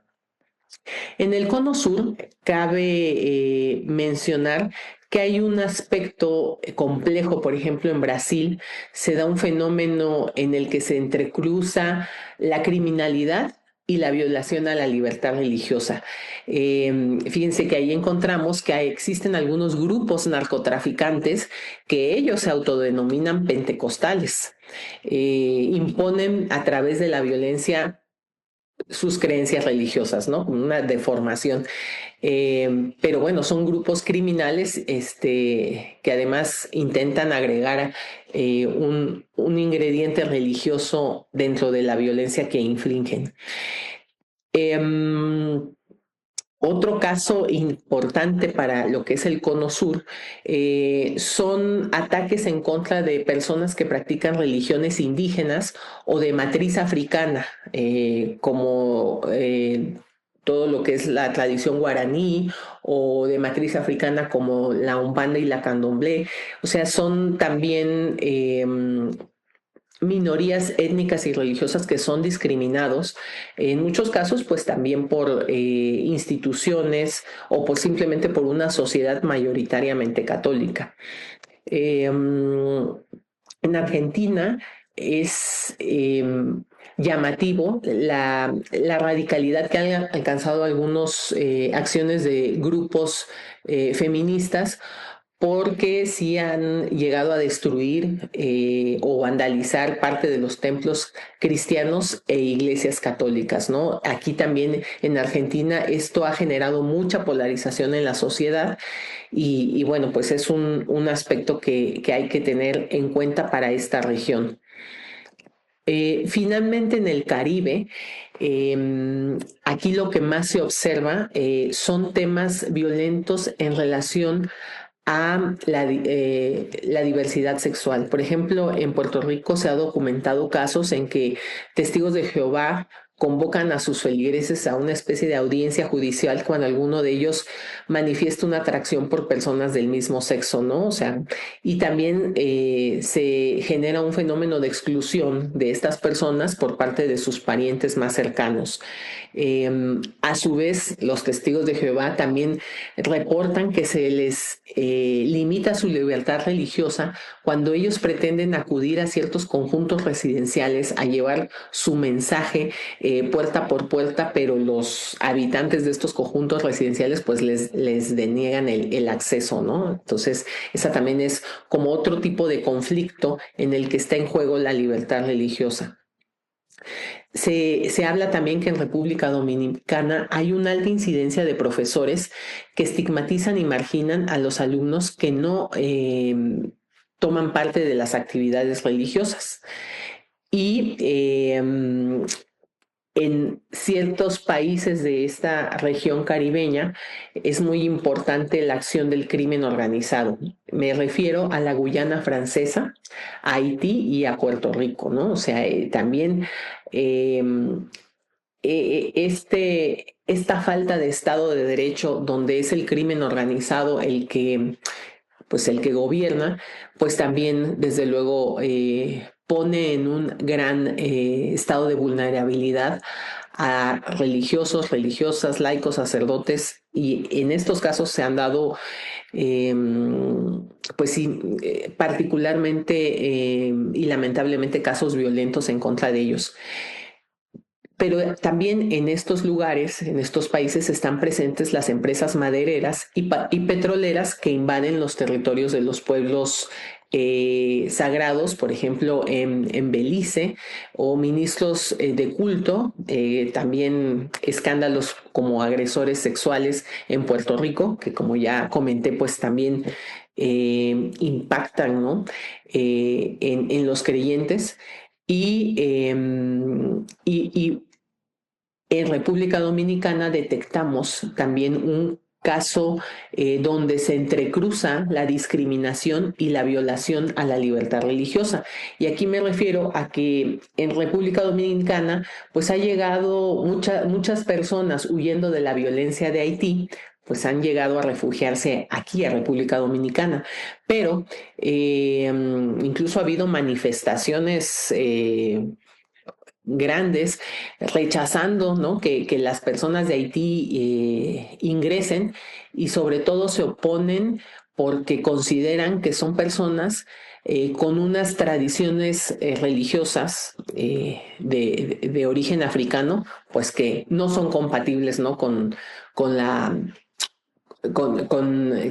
la ciudadanía de la República Dominicana. Y bueno, ahí por eso señalaba que se da este entrecruzamiento también ya de una discriminación y la violación por no permitir sus prácticas religiosas. Yo, con esta apurada y apretada síntesis de los conflictos que fuimos viendo en las diversas subregiones de América Latina y el Caribe, quisiera pues destacar que los actos de violencia que no permiten el pleno ejercicio de la libertad religiosa son de diversa intensidad, ¿no? Y por eso hice así un recorrido, ¿no? Los que imponen una cierta tradición, visión religiosa, los que impiden que se ejerza la que está, y los que la limitan, ¿no? Son distintos actos con intensidades variables. Y las motivaciones de los agentes no estatales pueden ser frontalmente antirreligiosas, otras que no son directamente antirreligiosas, pero en cierto punto o de manera indirecta sí, cuando la presencia de una persona o de una comunidad creyente desafía los intereses económicos o políticos de ciertos grupos. Todos estos puntos de conflicto que se han apuntado, quisiera también plantearlos como una oportunidad de construcción de paz. Y en esa construcción de paz, todas las personas, desde nuestra propia tradición religiosa, tenemos mucho que aportar, pero también debemos estar abiertos a valorar y reconocer las tradiciones religiosas de los demás. E incluso también poder abrirnos al diálogo con los no creyentes, porque como se ha establecido en la Dignitatis Humanae, acompañarnos en la búsqueda de la verdad con libertad, ¿no?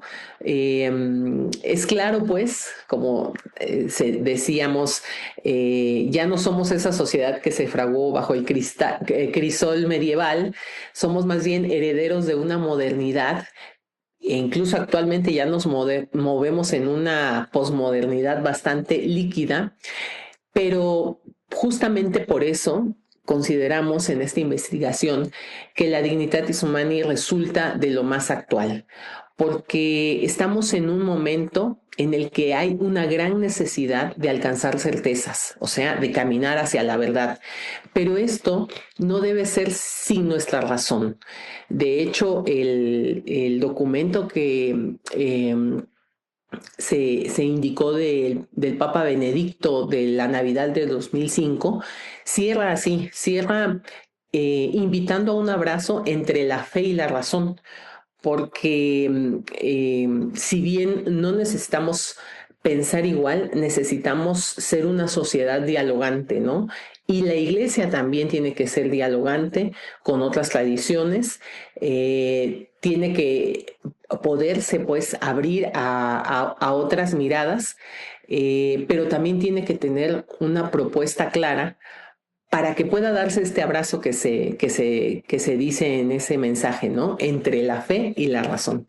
Pues por mi parte sería todo y digamos, es esto lo que la radiografía de nuestra región, de los desafíos que hay en nuestra región, de los conflictos, pero también las posibilidades de construcción de paz y de todo lo que tenemos frente por construir. Como decía en un principio, eh, es una investigación que lo que hace va abriendo diversos frentes para posteriores indagaciones y profundización pues, de este tema tan importante. Muchísimas gracias. Muchas gracias, Nuria. Bueno, pues por cuestiones de tiempo, yo solamente quisiera compartir con nuestros amigos del auditorio que con motivo del 60 aniversario de la Declaración Dignitatis Humanae sobre la libertad religiosa, que se publicó en el marco del Concilio Vaticano II, estamos haciendo estas reflexiones. Ya no nos va a dar tiempo de hacer el diálogo entre ponentes, porque las ponencias han sido un poco más profundas de lo que se ha platicado inicialmente, y vamos a dar paso a las preguntas y respuestas. Solamente quisiera retomar un minuto de su atención para recordarles qué es lo que dice Dignitatis Humanae sobre el concepto de libertad religiosa. Hace unos minutos el doctor Massimo Borghesi nos estaba leyendo el concepto de libertad religiosa que tiene Dignitatis Humanae sobre libertad religiosa, pero para nuestros amigos que no hablan español como su servidor, les digo qué es lo que establece en español. Dice así: esta libertad consiste en que todos los hombres han de estar inmunes de coacción, tanto por parte de individuos como de grupos sociales y de cualquier potestad humana, y esto de tal manera que en materia religiosa ni se obliga a nadie a obrar contra su conciencia, ni se le impide que actúe conforme a ella en privado y en público, solo o asociado con otros, dentro de los límites debidos. Bueno, pues esto es lo que establece el documento que estamos recordando, que estamos repasando, que estamos analizando 60 años después de su publicación desde un enfoque filosófico, histórico, teológico, jurídico e inclusive también de un contraste contra la evidencia empírica que se obtuvo de la investigación que nos comparte la maestra Nuria Mendizábal. En este momento quisiera cederle también el micrófono a mi compañero, el doctor Fidencio Aguilar, para que pueda levantar las preguntas que él haya encontrado ahorita de la audiencia o que haya recibido, para que las planteemos a nuestros amigos ponentes y podamos resolver también y tengamos un poco de interacción con el público. Muchas gracias. Muchas gracias, Marcelo. Muchas gracias a nuestros invitados. Caro Massimo, tante grazie. Sobre todo quisiera yo añadir que son grandes amigos del CISAC, tanto Massimo Borghesi como José Antonio Frontera. Entonces, estamos entre amigos y justamente por eso nos atrevemos a hacer esta presentación, como ya lo han hecho tanto el doctor Borghesi como el doctor Frontera. Bien, hay una pregunta de Leticia Vera, ¿no? Es una pregunta para ti, Massimo, una domanda per te, scritta in italiano, no? Saluti dal Paraguay, Letizia Vera. Come vede la Chiesa oggi la dichiarazione Dignitatis Humani di fronte ai conservatori verso il mondo secolare? Ma che potrebbe dire? Sì, naturalmente c'è un problema, no? Aperto verso chi vorrebbe una società monolitica, una società ad una direzione, chi ancora rimpiange lo Stato cattolico. Certamente la secolarizzazione e soprattutto la cultura woke sono una provocazione enorme, diciamo, ecco, perché io dico sempre che la izquierda favorisce la derecha. Quindi questo è una izquierda, come dire, non social ma unicamente liberal o liberista. E questo è un po' il dramma di oggi, no? E della dialettica manichea tra la derecha e la izquierda. E naturalmente i cattolici hanno il miedo di una società, di una secolarizazione molto marcata. E quindi ritornano le critiche al Concilio Vaticano II, no? a questo modello della libertà religiosa por todos. E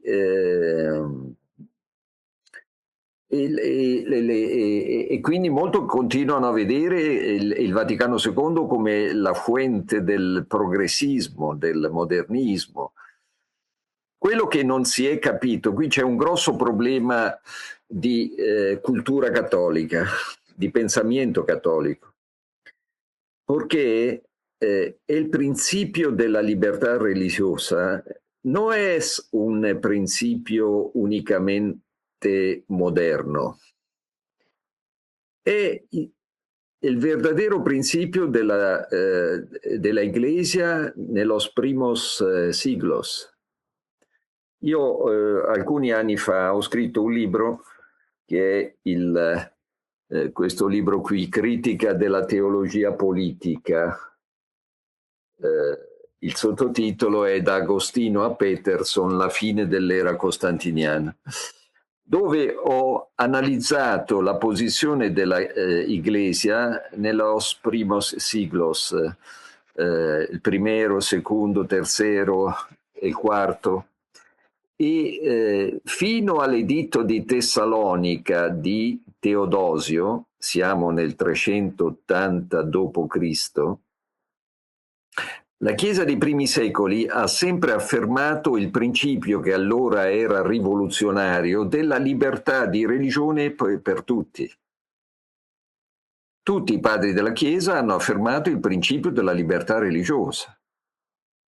Questo allora, nel paganesimo romano, era un principio rivoluzionario, perché la religione era religione di Stato. Quindi l'idea che si potesse affermare qualsiasi religione non era un'idea pagana, era un'idea cristiana, perché Cristo aveva separato il regno di Dio dal regno di Cesare e si era opposto all'uso della forza in materia di fede, come si vede nell'esempio di Pietro che è invitato a riporre la spada quando Gesù viene preso nell'orto degli ulivi. Quindi la dissociazione tra la fede e la forza, il fatto che la fede era libera, fu un principio cardine della Chiesa primitiva. Tutti i padri della Chiesa, da Lattanzio a Atanasio, a Tertulliano, no? Tutti affermarono il principio della libertà religiosa. Vi leggo un passo breve di Tertulliano, questo grande padre della Chiesa. Nel 212 d.C. così scrive: per diritto umano e per diritto naturale ciascuno può adorare ciò che vuole. La religione di un individuo non nuoce né serve ad altri. Non è della natura della religione il forzare la religione stessa, poiché i sacrifici non sono richiesti se non per amore. Pertanto, se voi ci costringete a fare sacrifici, in effetti non darete niente ai vostri dei. Questi non hanno bisogno di sacrifici, eccetera. E quindi lo scrive anche in tante altre sue opere, ma non è l'unico, ripeto. Tutta la tradizione dei padri della Chiesa è per la libertà di religione per tutti. L'editto di Costantino, che è del 310 d.C., affermava il principio della libertà di religione per i pagani e per i cristiani. Quindi, quando il Concilio Vaticano II afferma il principio della libertà di religione, afferma un principio che era quello della tradizione della Chiesa primitiva. Non è che il Vaticano II si è venduto alla cultura moderna. Ha riscoperto la sua tradizione più antica della Chiesa e questo gli ha permesso di dialogare con la cultura moderna. È la fedeltà alla tradizione che gli ha permesso di dialogare con la cultura moderna. Perché se il cristianesimo è un hecho de grazia, no? È un avvenimento di grazia, la grazia presuppone la libertà. Se la fede è un hecho de grazia, no? Non può essere forzata con la forza, non può essere applicata con il potere. È nella dinamica stessa della fede cristiana l'opposizione alla coercizione in materia religiosa. Perché la fede non nasce dalla volontà semplicemente del credente, ma nasce dalla grazia di Dio, che può concedere la fede a chi vuole, come vuole, quando vuole. Quindi è solo dopo l'editto di Tessalonica di Teodosio che nasce l'impero romano cristiano e nasce il modello medievale che arriva fino all'era moderna. Io dico sempre ai miei studenti che se non c'era il modello di Teodosio, la riforma protestante non sarebbe stata un problema, perché la problematica di Lutero sarebbe stata una discussione interna alla Chiesa e il potere non sarebbe intervenuto e non ci sarebbero state le guerre di religione. E questo è il punto, non è una questione di fede, è una questione teologico-politica. Il modello teologico-politico di Teodosio ha creato 1000 problemi. È per questo che l'illuminismo è di origine, l'illustration è di origine cristiana, come dice Ratzinger, perché nasce in reazione alla Chiesa, ma a partire da principi che erano maturati dentro la Chiesa dei primi secoli. Voltaire questo lo sapeva bene quando dice alle autorità religiose del suo tempo, dice: il primo Agostino non la pensava come voi.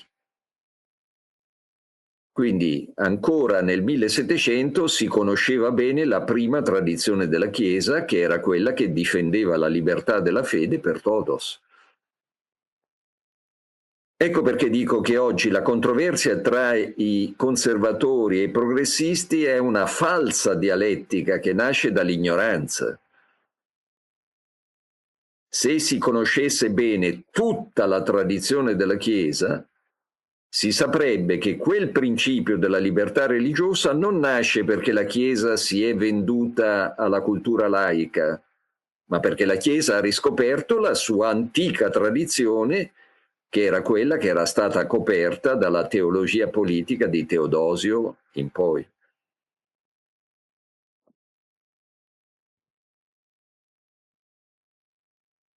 Gracias, Máximo. Hay una segunda pregunta, bueno, es un poco más general, de la doctora Marisol Esquinca. Felicitaciones a los ponentes. ¿Es posible, pregunta, que la maestra Mendizábal nos envíe o nos puede enviar los resultados de la investigación del observatorio en materia religiosa que acaba de exponer? Por favor y mil gracias. Pues no sé, Nuria, si vayas a compartir ese material, ¿no? Me supongo que Estamos sí. todavía haciendo unos ajustes, estamos en espera de unos ajustes, ¿no es así, Marcelo? Para que ya podamos hacer la publicación. Pero esta era como una primicia, precisamente, pues para comunicar en lo que hemos estado trabajando. Y desde luego, en cuanto estos ajustes estén terminados y podamos proceder a su publicación, pues lo ponemos a la disposición de las personas que nos acompañan. Sí, efectivamente, yo nada más quisiera ya concluir el evento, ir dándole al cierre. En cuanto tengamos ya la publicación, después de la revisión y algunos últimos detalles que tienen que pasar por criterios editoriales, listos, con mucho gusto vamos a subirla a nuestra página web en internet, que es www.cisaf.mx, en donde la van a poder encontrar posiblemente los próximos días. Estamos ya terminando, son unos últimos detalles, observaciones que recibimos, pero pueden estar ustedes seguros que cuando nos publique el CELAM va a estar también en la página del CISAF. Y pues nada, quisiera yo agradecerles a todos nuestros ponentes, al doctor Máximo Borghesi, que nos hace favor de conectarse desde Italia, al doctor José Antonio Frontera, que también nos acompaña el día de hoy y nos hace favor de conectarse desde Puerto Rico, y a mis compañeros de la División de Ciencias Sociales y Jurídicas, Nuria Mendizábal y Fidencio Aguilar, por estar el día de hoy con nosotros. Les agradecemos a todos su presencia, que nos acompañan en este evento, y pues obviamente ponemos a su consideración, si tienen por ahí unos minutos, que se den a la tarea de leer Declaración Dignitatis Humanae sobre la Libertad Religiosa de 1965, que no por ser de ese año ha dejado de tener vigencia. Es un documento bastante vigente, se los recomendamos para que también ustedes lo puedan tener ahí en algún momento que les permita su agenda. Pues muchas gracias a todos, que pasen buena tarde y estamos hasta la próxima.